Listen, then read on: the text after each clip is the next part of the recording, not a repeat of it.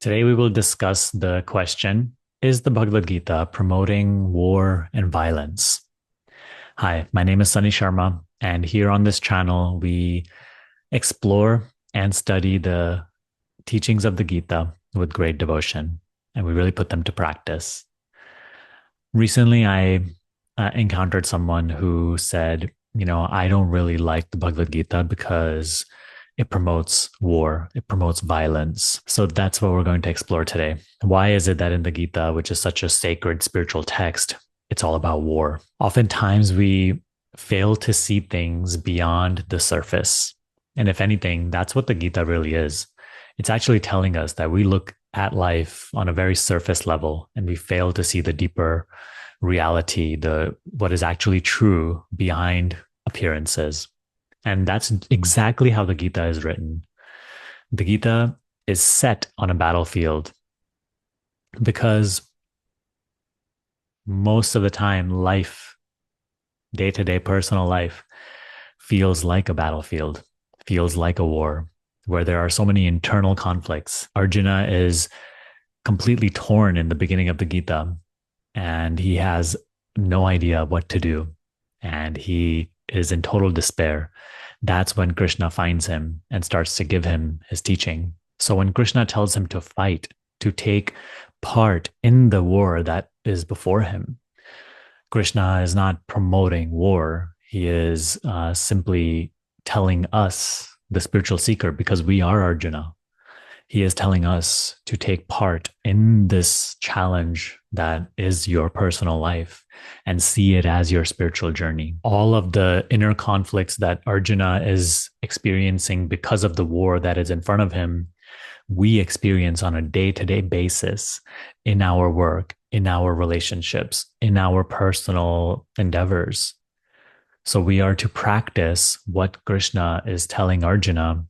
On the surface level, the story is about a war, but it is ultimately about our life journey. Krishna is guiding us how to be in order to grow spiritually. I also think that the setting of the Gita is a war, a battlefield, because it is perhaps the most extreme circumstance you can have as a human being, that you can be inside of as a human being, literally facing death. And especially for Arjuna, it's even more extreme because in order to survive, he has to kill his family members, people who he grew up with. So it is the most extreme circumstance. And Krishna is guiding him how to spiritually excel, how to act with integrity in that circumstance, which is the most difficult. So this leaves us with no excuse when it comes to our circumstance, because let's say the Gita wasn't set in such an extreme circumstance and it was just simple day-to-day matters. Then maybe we think, hey, that's fine. What he went through is easy, but what I'm going through is much more difficult. So it gives us an excuse to not practice the teachings because, oh, my life is more difficult. My circumstance is more extreme. In the Gita, it leaves us no excuse to say that our life circumstance is more extreme, more difficult, because it is not. Gita offers the most extreme circumstance and how to, even within that circumstance, act with integrity. And lastly, the Gita brings to light the concept of dharma, which is our duty, what we are meant to carry out in this life.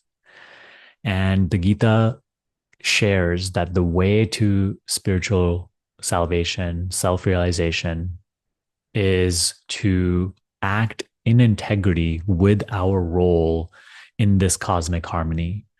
And Arjuna's role in this cosmic harmony is to be a warrior, is to do what is needed on the battlefield.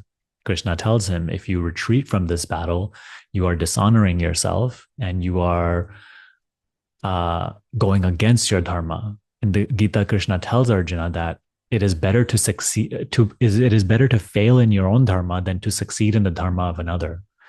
So we all have a unique sort of, call it, purpose or role, life journey, and it is already playing in front of us. We are to carry out what we are meant to carry out without resistance, whether that is going into battle, if that is our purpose, whether that is creating art or making videos, whatever that may be, we have to feel what feels most authentic and natural to us.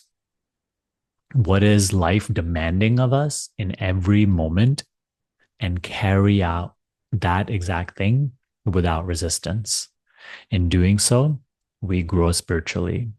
We carry out our work, we do our work without selfish attachment, without judgment, without worry or fear about what will happen next. In this way, we dissolve karma rather than accumulate more karma. So that is why the Bhagavad Gita is set on a battlefield in the midst of war. It does not promote violence. It promotes the concept of dharma, doing what is needed in any given moment, doing what life demands. But throughout the Gita, if you look beyond the surface, you will encounter teachings of righteousness, doing the right thing, doing what is needed, living for truth, not for material gain, personal betterment, selfish motives. It is a very deep spiritual text, and it does require us to look beyond the surface story.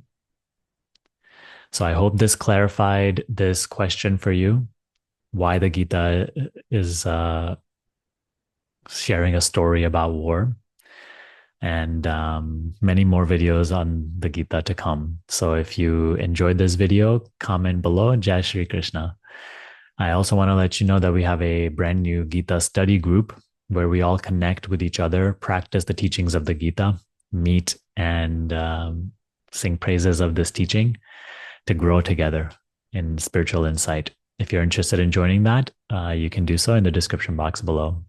Thank you for watching. See you next time.